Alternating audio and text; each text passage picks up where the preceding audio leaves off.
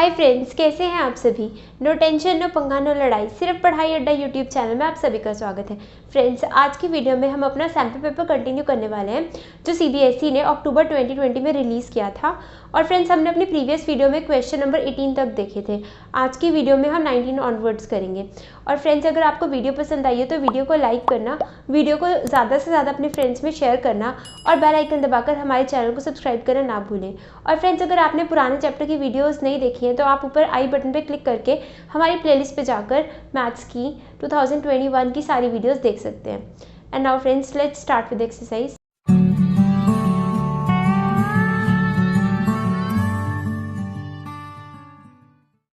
Friends, let's start with the 19th question. हमारे पास 19th question है आपकी स्क्रीन पे। Case study based question number 3 है हमारे ये। Applications of parabolas, highway, overpass, underpass. A highway underpass is parabolic in shape. Friends, इस question में हमें एक हाईवे दे रखा है, हम उसे समझते हैं कि ये है क्या। सबसे पहले हम देखते हैं पैराबोला है क्या। A parabola is the graph that results from p x is equals to a x square plus b x plus c. Parabolas are symmetric about a vertical line known as axis of symmetry. The axis of parabola runs through the maximum or minimum point of the parabola, which is called the vertex. तो friends, हम पहले देख लेते हैं कि हमें question में parabola define कैसे कर रखा है। फ्रेंड्स, हमारे पास जो इक्वेशन होती है p x is equals to a x square plus b x plus c, अगर हम इन्हें कुछ ग्राफिकली रिप्रेजेंट करने की कोशिश करते हैं, जब हम इन्हें ग्राफिकली रिप्रेजेंट करते हैं तो हमारे पास वहाँ से जो भी फिगर बन के आती है हम उसे क्या बोलते हैं, parabolic figure, that is known as parabola. और जो हमारी फिगर होती है वो कुछ इस तरह से होती है। हमारी एक्सिस है, ये एक्स एक्सिस है और ये हमारा वाई एक्सिस है। सपोज हमारा पैराबोला कुछ इस तरह से है, इस तरह से। ये हम अपने चैप्टर नंबर 2 पॉलिनोमियल्स में भी देख चुके हैं। तो फ्रेंड्स, ये वाली जो लाइन होती है this is known as axis of symmetry.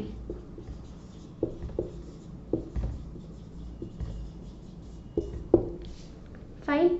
और हम इसको बोलते हैं vertex of parabola.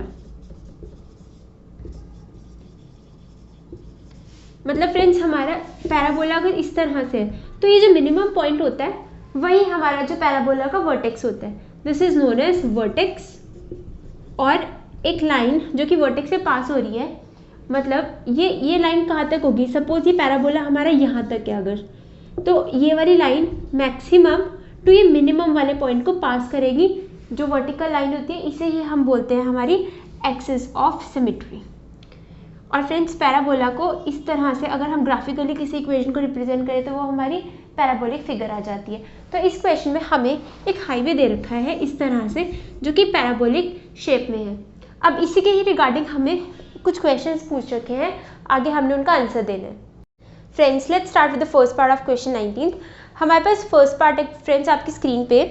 If the highway overpass is represented by x square minus 2x minus 8 then its zeros are.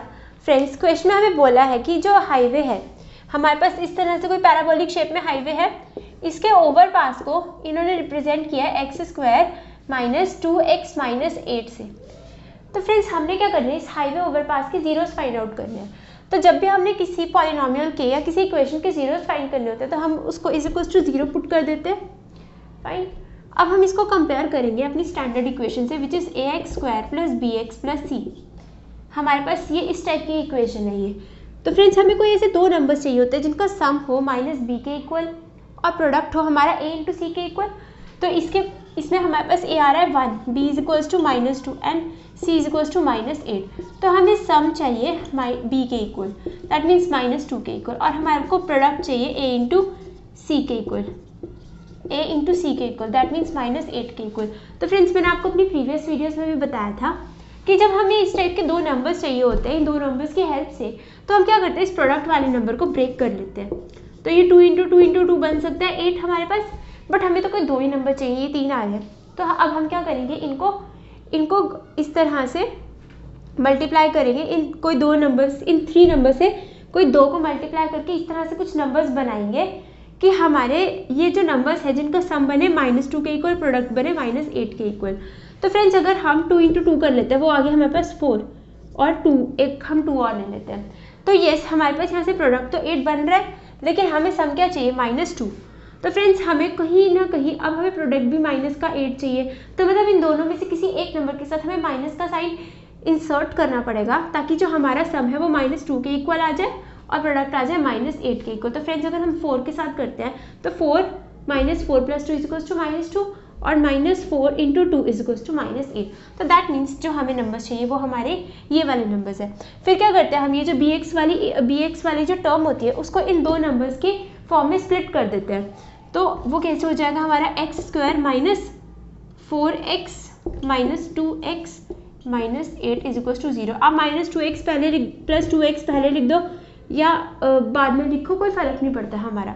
अब हम दो की पेयरिंग कर लेंगे, x कॉमन आ गया हमारे पास, x - 4 + 2 कॉमन आ जाएगा, x - 4 = 0। तो फ्रेंड्स ये आ गया हमारे पास x - 4 और x + 2 = 0। अब जीरोस फाइंड करना है तो एक बार हम इस इक्वेशन को =0 पुट करते हैं और एक बार इस इक्वेशन को, तो इस तरह से हमारे पास x की वैल्यू आ जाती है 4 और x की वैल्यू आ जाती है -2। तो हमारे पास दो जीरोस कौन से आए, 4, -2। अब हम अपने ऑप्शंस में देखेंगे कि ये 4, -2 हमारे पास कौन से ऑप्शन में। तो फ्रेंड्स ऑप्शन नंबर 1 में तो नहीं है, option number 2 is our correct answer. तो फ्रेंड्स इसका होगा ऑप्शन नंबर बी। फ्रेंड्स हमारे पास सेकेंड पार्ट है आपकी स्क्रीन पे। The highway overpass is represented graphically. Zeros of a polynomial can be expressed graphically. Number of zeros of a polynomial is equals to number of point where the graph of polynomial. अब friends हम equation में बोल रहे हैं कि अगर हम ये जो हाईवे का जो ओवरपास है इसको ग्राफिकली रिप्रेजेंट करते हैं तो इसके कुछ जीरोस होंगे। तो फ्रेंड्स ग्राफिकली हम उन जीरोस को कैसे रिप्रेजेंट कर सकते हैं। फ्रेंड्स हमने अपने एक्सरसाइज आई थिंक 2.1 के 2.2 में देखा था कि हमारे पास कुछ ग्राफ्स थे, 2.1 में थे, हमें बताना था कि उस पर्टिकुलर ग्राफ के कितने जीरोस होंगे। तो हमें कुछ अलग तरह से ऐसे कर्व्स दे रखी थी, कुछ ऐसी कर्व्स थी, कुछ हमारे पास ऐसी कर्व्स थी, कुछ हमारे पास ऐसी कर्व थी। तो हमने बताना है कि इन कर्व्स के जीरोस कैसे फाइंड आउट करते थे। तो हम क्या करते थे, हम क्या देखते थे कि ये कर्व्स है, ये एक्स एक्सिस पे कितनी बारी इंटरसेक्ट कर रही है, जितनी बारी इंटरसेक्ट कर रही है उतने ही हमारे जीरोस हैं। अब यहाँ पर तो करनी थी, दैट मीन्स इस केस में नो जीरो। अब इस केस में 2 टाइम्स इंटरसेक्ट करिए, दैट मीन्स 1 0। अब इस केस में 1 2 3 4 5 6 7 टाइम्स इंटरसेक्ट करिए, तो दैट मीन्स इस केस में 7 जीरोस आएंगे। इस वाले में हमारे 1, इसमें 1 2 कर रहे हैं। और फ्रेंड्स 1 किस टाइप में आता है हमारे, जब इस टाइप की हमारी पैराबोला होती है, एक ही बारी इंटरसेक्ट करती है ये पैराबोला एक्स एक्सिस पे, तो उस केस पे हमारे 1 जीरोस आते हैं। तो फ्रेंड्स हमारे पास इससे कंक्लूजन क्या आया कि हम जीरोस निकालते कैसे हैं, कि जो हमारी ग्राफ होती है, जो हमारे पैराबोला का जो कर्व होता है वो एक्स एक्सिस पे कितनी बार इंटरसेक्ट कर रहा है, उसी से ही हमारे जीरोस आते हैं, वाई एक्सिस से नहीं आते फ्रेंड्स। तो फिर हमने इस केस में हमें क्वेश्चन में बोला क्या है कि हम अपने हाईवेज के जीरोस कैसे फाइंड आउट करेंगे, जितनी बारी वो हमारी पैराबोला एक्स एक्सिस पे इंटरसेक्ट करेगी उस तरह से हम अपने जीरोस फाइंड करेंगे। तो हम अपने ऑप्शन में देख लेते हैं कि इंटरसेक्ट एक्स एक्सिस कहाँ पर दिया गया है, क्योंकि एक्स एक्सिस पे जो इंटरसेक्ट करते हैं तभी हमारे पास जीरोस आते हैं। तो हम अपने पास फर्स्ट ऑप्शन देख लेते हैं, intersect x axis. Yes friends this is our answer. बाकी इन्होंने बोल रखा है इंटरसेक्ट वाई एक्सिस और एक्स एक्सिस या नन ऑफ दीज। फ्रेंड्स ये हमारे ऑप्शन रॉन्ग होंगे, हमारा option number first A is the correct answer. Friends let's start with the third part. हमारे पास थर्ड पार्ट आपकी स्क्रीन पे, graph of a quadratic polynomial is. हमने इसमें बताना है कि जो क्वाड्रेटिक पॉलिनोमियल होता है उसका ग्राफ हमारा किस टाइप से होता है। तो फ्रेंड्स हम अपने क्वाड्रेटिक पॉलिनोमियल को शो ही ऐसे करते हैं, ax² + bx + c = 0। अब हमने पिछले क्वेश्चन में बात करी है कि इस इक्वेशन को अगर हम ग्राफिकली रिप्रेजेंट करें तो वो इस टाइप के कुछ कर्व्स बनाती है, अलग अलग टाइप के कर्व्स हो सकते हैं। तो ये सारे के सारे कर्व्स हमारे किस टाइप का स्ट्रक्चर डिफाइन करते हैं, किसी पैराबोला का। तो इसका करेक्ट आंसर होगा हमारा parabola. So our correct answer is option number c, parabola. Fourth part friends आपकी स्क्रीन पे, हमारे पास फोर्थ क्वेश्चन है, the representation of highway underpass whose 1 0 is 6 and sum of zeros is 0 is। Friends हमें question में बोल रखा है कि जो भी हमारे को पैराबोलिक ग्राफ दे रखा है हमारे हाईवे का, उसका एक ज़ीरो है हमारे पास, एक 0 है हमारे पास 6 और 1 0 ये हमारे पास, और सम ऑफ ज़ीरोज़ दे रखे हैं हमें 0। तो मतलब हमें 6 में ऐसा कौन सा नंबर ऐड करें कि हमारे पास 0 आ जाए। तो friends 6 minus 6 is equal to 0, that means हमारा अदर 0 है, अदर 0 इज इक्वल टू हमारा -6। अब हमें इस ज़ीरोज़ की कुछ इक्वेशन फाइंड आउट करनी है। तो फ्रेंड्स हम इन ज़ीरोज़ को इस तरह से लिख सकते हैं ना, x minus 6 into x plus 6 is equal to 0। इसी को ही जब हम दोनों इक्वेशंस को is equal to zero put करते हैं तो हमारे पास 6 और -6 वैल्यूज आएंगी।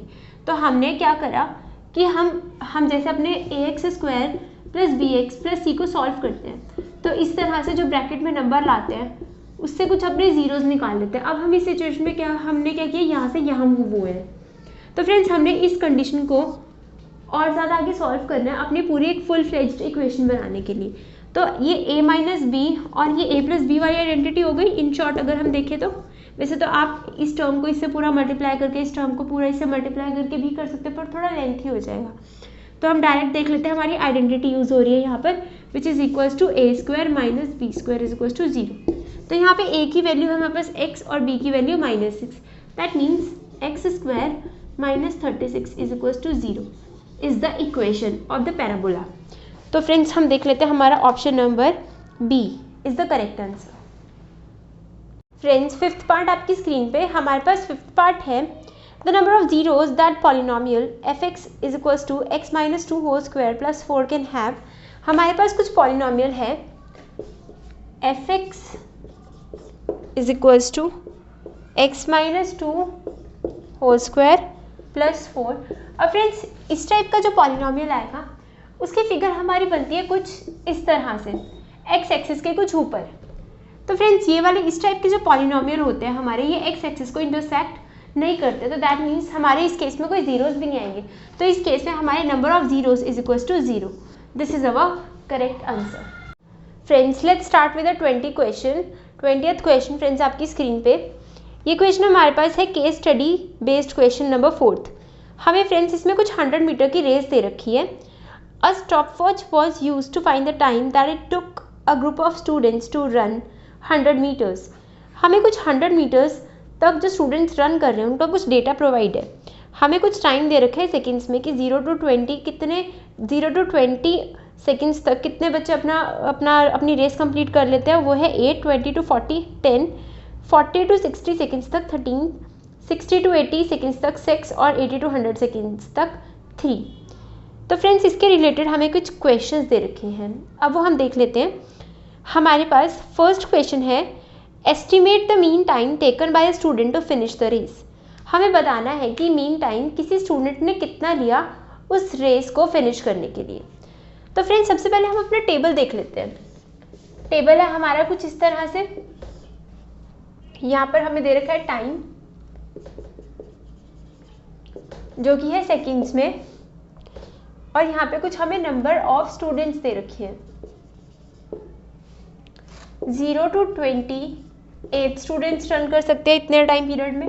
20 to 40 हमारे 10 स्टूडेंट्स रन कर सकते हैं। 40 to 60 हमारे 13 स्टूडेंट्स रन कर सकते हैं। 60 to 80 हमारे 6 स्टूडेंट्स, और